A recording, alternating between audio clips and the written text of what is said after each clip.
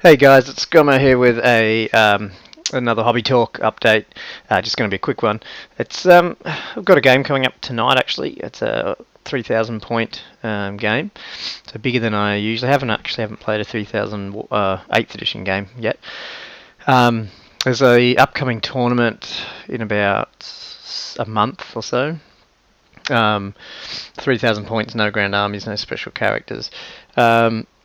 And yeah, I'm thinking of taking my orcs. I think I'll have them painted by then. I've only played about 3 games of orcs in 8th, so a little risky because I don't want to be. It's 3,000 points played in the same time as you do a 2,400 point, so you need to be quick. But we'll see. So this is a prep game in the sense that both of us are going to that. So I'm playing a Wood Elf player, the same Wood Elf player you would have seen some of my bat reps. And yes, he's lending me a couple of things because basically the theme of the tournament is a little bit more, softer lists and stuff. Although, my orc's probably not really soft because the way I've built the new orcs is replacing my old ones is just buying pretty much the net list as such, the savages and stuff. So I've got a 2,400 point of that and just adding 600 points of let's call them fluff choices, but they're not really that fluffy anymore. Anyway, so let me just quickly run through that. Actually, before I do that, I'm expecting lots of woods because I made 4 of them. If you recall the last game I played against him, he played at his place. He didn't have very big woods, and I thought, well, I'm going to make some good ones, bigger ones for next time we play. Just well, you got to have woods if you're playing Wood Elves. Obviously hampers me, but I'm expecting maybe that he might bring the not the Moonstone. What's the other one? The one that he actually put the woods down. But if he does, then we'll have enough to cover that, so that'll be good.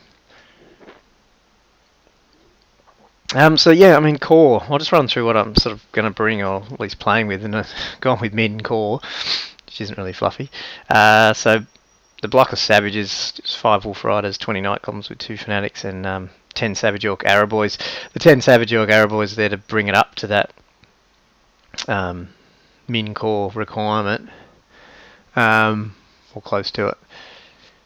Yeah, there's things I could change around there. I'm sort of tossing up maybe bringing smaller block of Savage Orc Biggins, and maybe bringing in some either more Arrowboys or more Wolf Riders, or it might be worth even going above min core here just to against. But then again, this is against Wood Elves, but against other armies maybe not. So it's something to think about and have a play around with. And I guess the whole idea of this video too is just to sort of put down my thoughts pre-game and see how reality matches my pre-game thoughts. Rare choices were totally easy. If you get double Mangler, double Brock, double Doomdiver, and a Ragnarok at 750 points, so that made it easy. But Lords, yeah. So rather than having the Black Orc in the Savages, I wanted a Wyvern. I don't have a Wyvern, so my mate's lending me a Wyvern and the Ragnarok. I don't know if the Wyvern's painted, so I might have to get a Wyvern and paint it up before the tournament. So they'll be playing around with some of his builds. So I've got, at the moment, I'm going with the 4-up ward with Dragonbane Gem and other Strictest Shards. So, and he's a Black Orc, so at least I can choose which, great weapon or double hand weapons or whatever. Yeah, it's going to be interesting. And I don't know, last time I played this Wood Elf player, he did bring some of those Starfire or whatever arrows, so they're flaming, so the Dragonbane Gem will help me there. But yeah, there's going to be no hiding from True Flight and stuff, so it's coming down to can I roll 4-up wards, and my toughness is 5, so we'll see. It's just interesting. The 18-inch leadership bubble I think is going to be important, so that might be good. That's why I think he's worth bringing. And then the obligatory Savage Orc Shaman, Lucky Shrunken Head, Fences played. Heroes, BSB, Savage Orc BSB, and some Goblin Shamans and a Goblin on a Wolf, Goblin Big Boss on a Wolf. And then specials, I've got 8 trolls and then another single troll and a boar chariot. What do I expect out of the Wood Elves tonight? Well, I'm not totally sure. I know he's got a couple of unit of Glade Riders, so whether or not I use that. So I think we're going to, I'm going to have some ambushing Glade Riders to contend with in my back lines. He's going to have a couple of Wild Rider units, I'd imagine. So, they're going to be the target for my Doomdale is going to be those Wild Riders. That's how I would see it going anyway. Obviously, plenty of shooting. Will he be moonstoning around the place? Not sure yet. We'll see. If he does, how am I going to protect the forests, or at least cover them? We'll see. And he does have treemen, so whether or not you bring an ancient level 4 life and try and dwellers me off, probably. So there's a few things. I'm not totally sure what direction he's going with the Wood Elves at 3,000 points, so it would be interesting to see. So general strategies, of course, deployment. Like I was saying before, I think the Wyvern's going to be useful in the sense that we'll have a leadership bubble, like a bigger leadership bubble. I mean, Wood Elves, if I'm going to push forward, I'm going to have to try and get my trolls and savages in combat, and being able to just have that stretched out a bit further, I think is going to be useful. And then obviously having the guy on a Wyvern means he can charge in and do some damage to small units and actually win them. So that will be interesting as well. Do we stay back or push forward? Well, that's a good question. I've got a lot of shooting in the war machines, but apart from that, not a whole lot of shooting. So range-wise, he could sit back at 30-something inches away, and I'm not going to be able to touch him. So I think on one hand, I may have to push forward, but I don't have a heap of speed, so I think it's going to depend on where he drops his forest and what the terrain's going to look like. So right now I'm sort of leaning towards trying to push some of my units forward and keep some of the chaff units back, to protect my war machines, actually, which I'll go into next, because it's going to be pretty important.